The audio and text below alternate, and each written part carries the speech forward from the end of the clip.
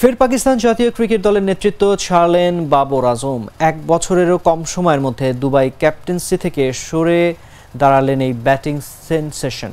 মঙ্গলবার রাতে সামাজিক যোগাযোগ মাধ্যমে লম্বা পোস্টে বাবর জানিয়ে দেন তিনি সীমিত ওভারের ক্রিকেটে পাকিস্তানের অধিনায়কত্ব থেকে সরে দাঁড়াচ্ছেন। কারণ হিসেবে ব্যক্তিগত পারফরমেন্স মন দেওয়া, নিজেদের খেলা উপভোগ করা ও পরিবারের সঙ্গে সময় কাটানোর কথা উল্লেখ করেন তিনি।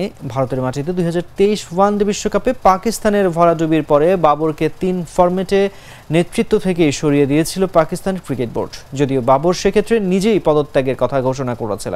এরপর টেস্টে শান মাসুদ ও টি-20 ক্রিকেটে শাহিন শাহ আফ্রিদিকে ক্যাপ্টেন করে পিসিবি।